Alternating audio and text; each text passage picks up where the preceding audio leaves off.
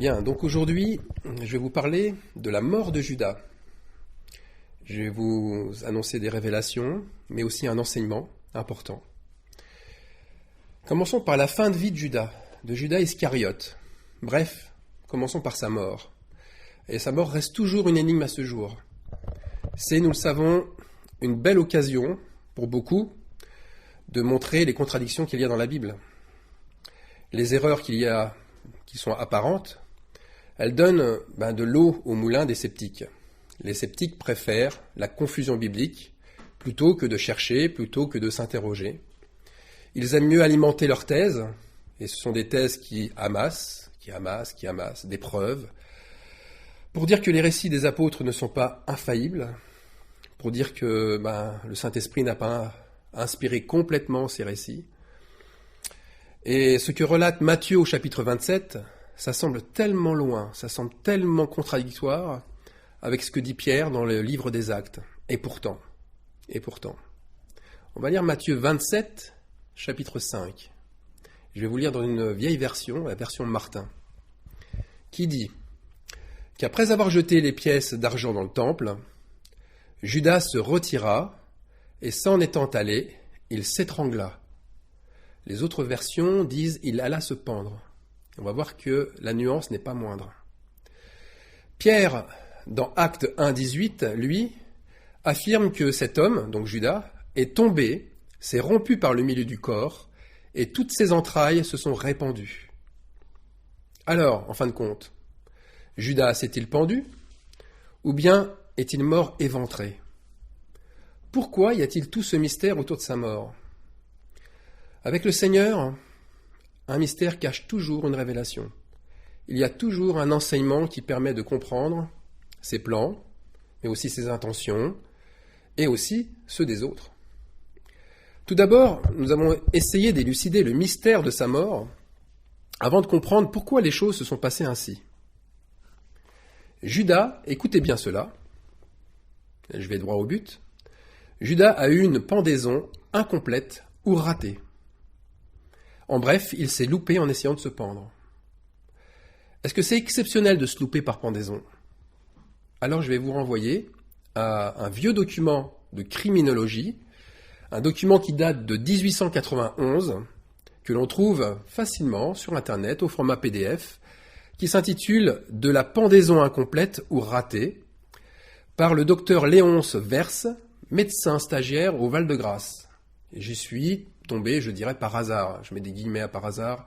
On sait très bien qu'avec le Seigneur, par hasard, ça veut dire qu'il se cache incognito. Eh bien, ce médecin mettait déjà en évidence, à son époque, les travaux des médecins légistes, mais aussi les enquêtes médicales, qui allaient tous dans un sens. Elles concluaient un constat, c'est qu'il y a un nombre impressionnant de tentatives de suicide par pendaison qui ont échoué. Alors tout d'abord, il faut savoir qu'il y a seulement peu de temps que l'on fait la différence entre une pendaison par strangulation, c'est-à-dire par étranglement, avec une pendaison par chute. La pendaison par étranglement, la mort est beaucoup plus lente, elle se fait par asphyxie, par étouffement, et elle peut durer plusieurs heures. La pendaison par chute, on sait que c'est l'arrêt net de la chute qui provoque par la corde une rupture des vertèbres cervicales et une partie de la moelle épinière aussi qui est coupée. Et c'est une mort quasiment instantanée. Donc deux types de pendaisons. Dans les pendaisons suicides, il est très rare d'observer des ruptures de vertèbres cervicales, car tout se fait par strangulation, et très rarement par chute. Et la version biblique que l'on vient de prendre, donc la version Martin, elle nous le confirme, Judas s'étrangla. Alors, au chapitre 2, à la page 10 de l'ouvrage du docteur Verse, on peut y lire que, pour la majorité des cas, c'est le lien qui fait office de corde qui cédera. La corde se rompt souvent, et les exemples de ce cas abondent. Et cela d'autant mieux que le pendu, par les secousses qu'il éprouve, ajoute à son propre poids une force considérable. Les secousses, c'est quoi? Les secousses, c'est les convulsions, c'est les nombreuses convulsions qu'il a, et qui agitent fortement les bras, les jambes dans tous les sens. Donc à force de s'agiter dans tous les sens, ça crée une tension plus importante sur la corde qui cède.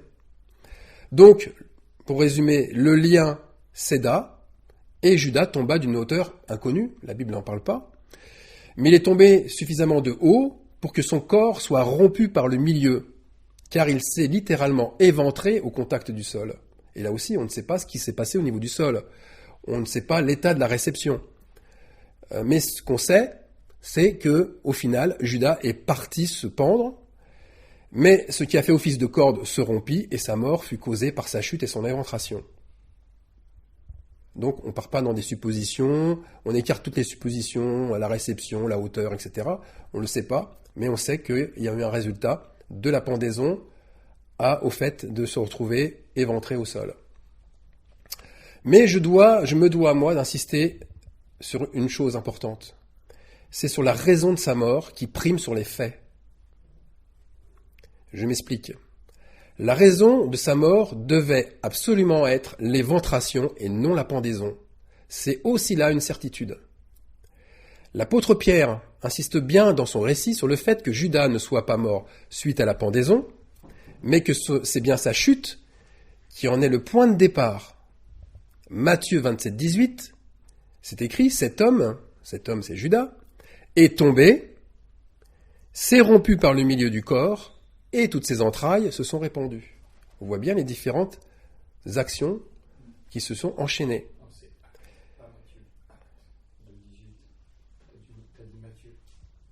Là, j'ai dit Matthieu 27, 18. La question n'est pas de savoir qui de Matthieu ou de Pierre a raison, ou qui détient la vérité. La question ne revient pas à chercher non plus s'il y a une réponse qui arrangerait tout le monde, ou s'il y a une réponse qui va arranger plus les uns ou plus les autres. La question pertinente que tous devraient se poser, c'est surtout celle-ci. Écoutez bien. Pourquoi est-ce si important que Judas meure de cette façon et pas d'une autre ? Ou, ça revient un petit peu au même, pourquoi Judas ne devait-il pas mourir pendu comme il le désirait si fortement ? Alors vous allez constater une nouvelle fois que rien n'est laissé au hasard avec notre Seigneur. Tous les détails comptent, les moindres détails. Il nous donne les moyens de juger, et juger dans le sens de discerner, de comprendre ce qui arrive dans la vie des uns et des autres. Même la mort, même la manière de mourir, elle montre l'importance de nos choix, de ce qu'on a vécu, mais surtout comment on l'a vécu. Judas, et là je donne une chose en plus, Judas meurt de la même façon que le roi d'Israël, Akab, et pour les mêmes raisons. Alors je vais m'expliquer. Le roi Akab convoitait le champ de Naboth. Il l'obtiendra illégalement, harcelé par sa femme Jézabel. Tous deux vont se l'accaparer par la force et le mensonge, mais aussi le crime. Ils comploteront par un édit royal ordonnant que l'on trouve 2 faux témoins contre Naboth qui colporteront la fausse rumeur que Naboth aurait maudit Dieu et le roi. Et le résultat, on le sait, Naboth va être lynché et lapidé comme l'avait ordonné le roi. Et il va être mis à mort par les villageois et les notables. On a là un sang innocent, celui de Naboth. Et ce sang innocent est tombé sur la tête du roi Akab et de sa femme Jézabel, tout comme le sang innocent de Jésus est tombé sur la tête de Judas. Judas a lui aussi colporté de fausses rumeurs sur Jésus, en disant qu'il aurait maudit Dieu. Il a lui aussi comploté et cherché de faux témoins et a fait couler un sang innocent, le sang de Jésus, pour de l'argent. Alors voilà ce que dit le prophète Élie au roi d'Israël Akab. On lit ça dans 1 Roi 21, 19. Voici ce que dit l'Éternel. À l'endroit même où les chiens ont léché le sang de Naboth, ils lécheront ton propre sang. Nous sommes là sous la très ancienne loi du talion. Cette loi du talion, c'est œil pour œil, dent pour dent, et donc dans ce cas-là, 100%, le sang pour le sang. Avec Judas, nous sommes sous la même loi. Ce n'est pas la grâce qui agit ici. Le sang de Jésus ne peut couvrir les fautes de Judas, puisque Judas, en rejetant Jésus, bien il rejette la grâce.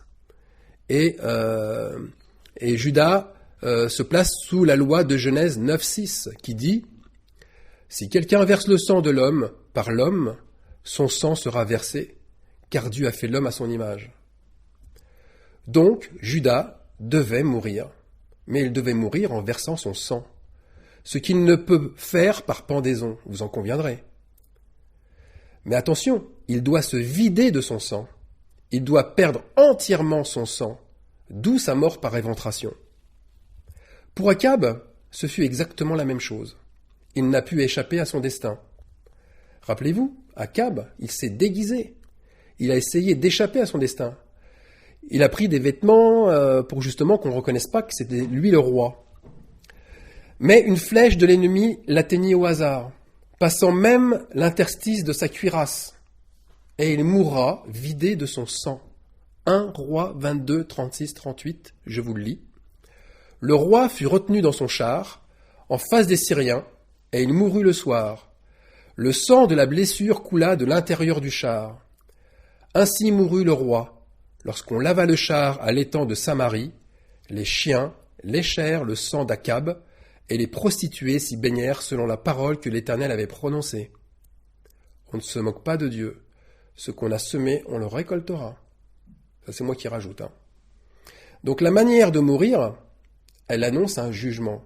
C'est-à-dire que la vérité éclate même dans la manière qu'agonise une personne, dans les dernières heures de sa vie. Il ne choisit pas sa mort, mais il meurt comme il a vécu. Alors pour Jézabel, au passage, la Bible souligne fortement cette vérité que je viens de dire. Ils la jetèrent. Ils la jetèrent, c'est-à-dire qu'elle est passée par la fenêtre, elle a été défenestrée.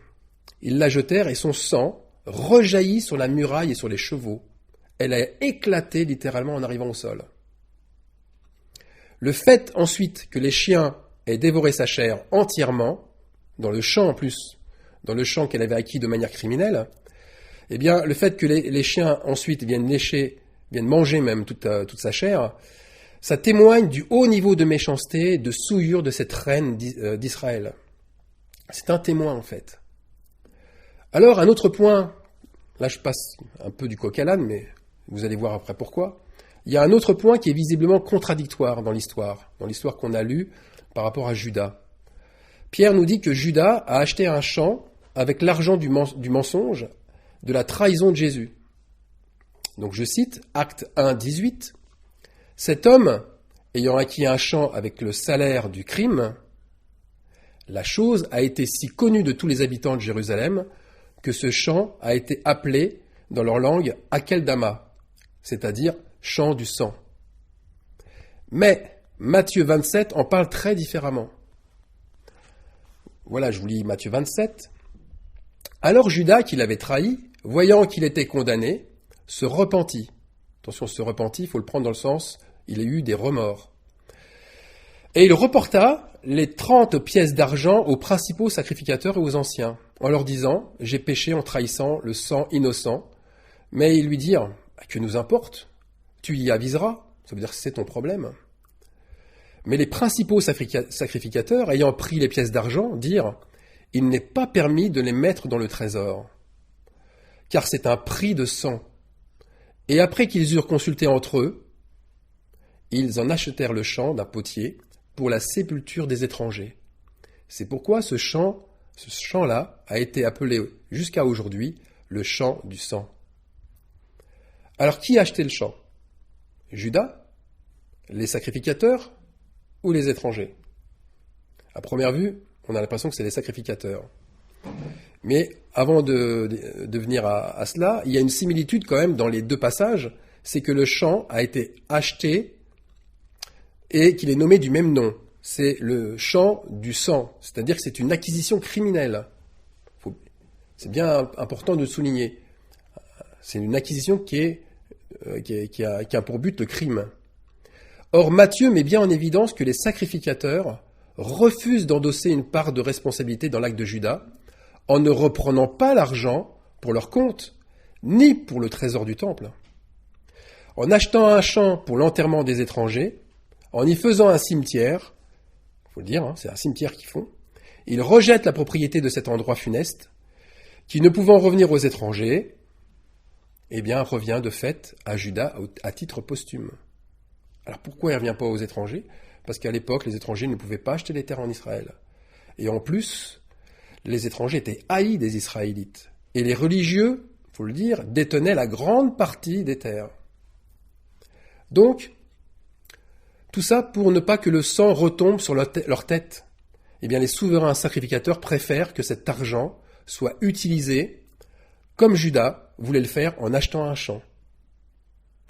Ainsi, le sang de Jésus est retombé sur la tête de Judas et non aussi sur celle des sacrificateurs. Parce qu'il faut savoir, pour eux, ce champ qu'ils transforment en cimetière, ça représente une véritable malédiction. Alors, mais plus encore, cette action a scellé définitivement la mort de Judas. Il n'est plus maître du tout de sa mort. Il ne pouvait plus mourir par la pendaison, mais par une mort où le sang coulera par hémorragie externe, de la même manière que le sang de Jésus a coulé sur la croix. Ses entrailles devaient être sorties de son corps pour que le sang se répande abondamment.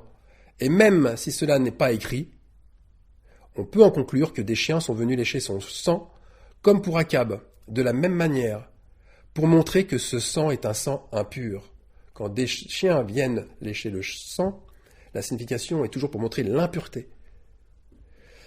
Judas Iscariote, hormis ce que nous avons dit, possède d'autres fortes similitudes avec les anciens rois déchus d'Israël ou de Juda. Il y a quelque chose qui les lie tous ensemble. Et ce qui les lie, c'est le fait d'avoir été oint roi de Juda ou d'Israël et d'avoir trahi leur Dieu. Deux choses. Ils ont été oints et ils ont trahi. Et donc ils méritent la mort. Pierre, quand il prend la parole devant 120 disciples remplis du Saint-Esprit, il commence son discours par ce fait d'une grande importance. C'est une mise en garde. Voilà ce qu'il dit. « Hommes frères, il fallait que s'accomplisse ce que le Saint-Esprit dans l'Écriture a annoncé d'avance par la bouche de David au sujet de Judas. » Écoutez bien là. « Qui a été le guide de ceux qui ont saisi Jésus ?» Il a été le guide, le premier de cordée. Les autres y suivent derrière. C'est-à-dire de ceux qui ont été traîtres au Seigneur. Il était compté parmi nous et il avait part au même ministère. Ça veut dire que ces traîtres ont été oints et ils seront oints par Dieu et ont eu un ministère d'apôtres au sein d'Israël, mais aussi au sein de l'Église. Et ils ont reçu la même puissance que les autres. Ça veut dire quoi ? Ça veut dire que Judas a fait des disciples.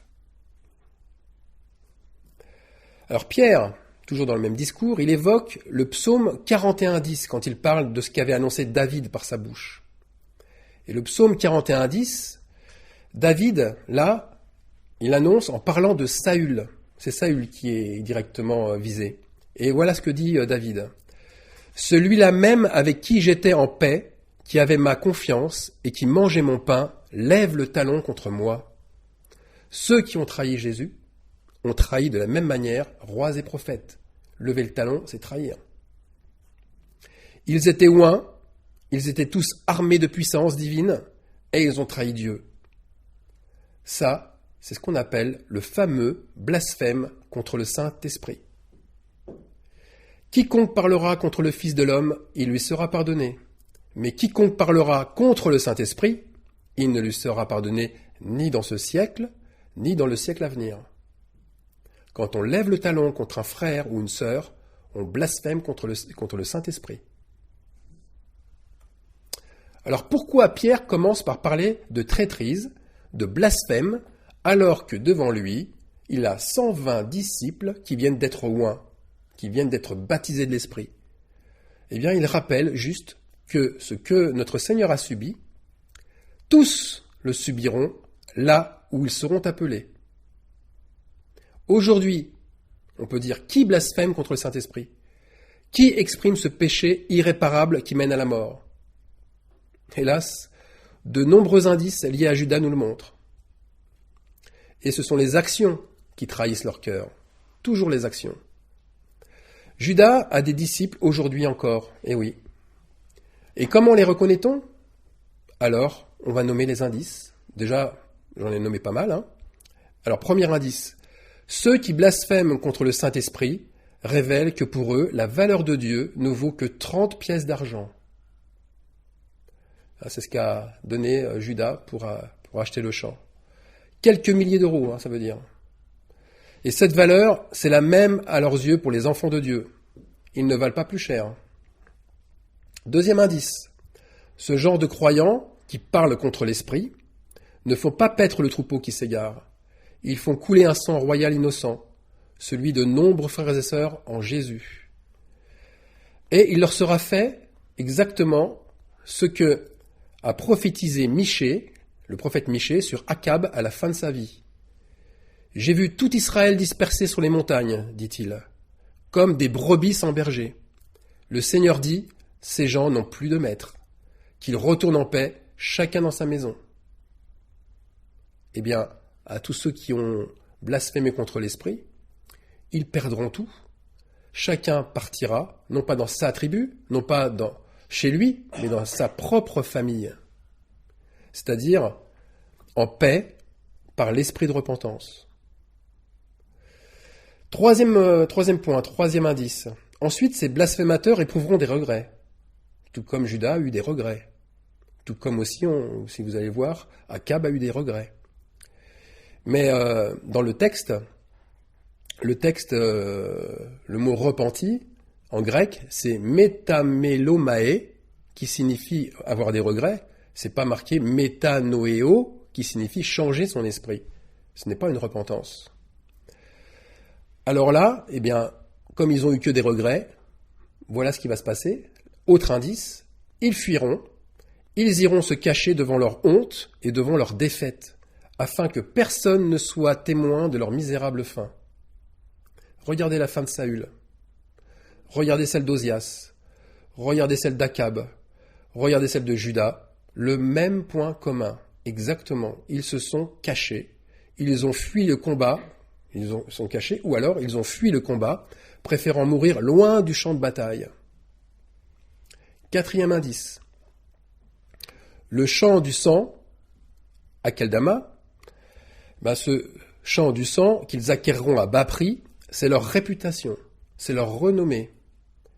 Le nom de ce champ ou de cette terre, comme pour Judas, sera lui aussi connu de tous, puisque c'est une renommée. Regardez le nom de leur assemblée, aujourd'hui le nom de leur église, acheté avec l'argent de leur trahison, sera connu. Alors c'est quoi l'assemblée? C'est quoi ce nom aujourd'hui? Ce sont les brebis qui la composent, mais surtout, ce sont les brebis les plus misérables du troupeau qui ont été amenées à la boucherie. C'est la réputation se fait là-dessus. C'est ce qu'on retiendra d'eux, c'est le chant du sang. C'est une malédiction, c'est une église maudite, c'est une église apostate.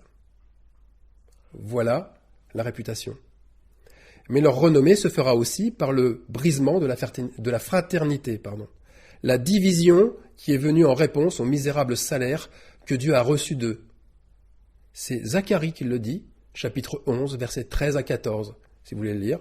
C'est misérable salaire que Dieu reçoit. Et c'est pour ça qu'il brise ce lien de fraternité. On est maintenant au cinquième indice. Alors, leur sang coulé sera la seule réponse au sang sacrifié des nombreux frères et sœurs en Christ. Apocalypse 16, 6. Car ils ont versé le sang des saints et des prophètes, et tu leur as donné du sang à boire. Ils en sont dignes. Eh bien oui, ils sont dignes de boire ce sang qui est leur propre sang, pas le sang des autres. Ésaïe 49, 26. Je ferai manger à tes oppresseurs leur propre chair. Ils s'enivreront de leur sang comme du mou. Et toute chair saura que je suis l'Éternel, ton sauveur, ton rédempteur, le puissant de Jacob. Donc en conclusion, et pour terminer cet enseignement, ne nous trompons pas de justice. Ça, c'est important. Ne nous trompons pas de justice. Des frères et sœurs meurent actuellement partout dans le monde. Certains, il faut avoir le courage de le dire et de le reconnaître, ils meurent à cause de leurs crimes. Mais il y en a d'autres qui meurent parce qu'ils sont martyrs. Les uns meurent pour la honte éternelle, les autres meurent pour le salut et la gloire. Alors le Seigneur nous dit que chacun examine ses voies, que chacun regarde l'état de son cœur, pour voir si ce qui lui arrive n'est pas une conséquence du péché, n'est pas une conséquence de son aveuglement. Nous devons nous garder absolument du mal, pour que nous puissions vraiment ne pas toucher à un sang innocent, ou ne pas être solidaires de tels actes. N'oublions pas, le sang des saints, comme celui des prophètes, sera vengé. Ne nous trompons pas d'ennemis, ne nous trompons pas de combat non plus. Notre combat, c'est uniquement nous-mêmes, c'est uniquement notre chair que nous devons crucifier. Mais je dois le dire, je dois absolument le dire, le jugement de Judas, le jugement de ceux qui blasphèment contre l'Esprit, s'abat déjà sur l'Église en ce moment même. Amen.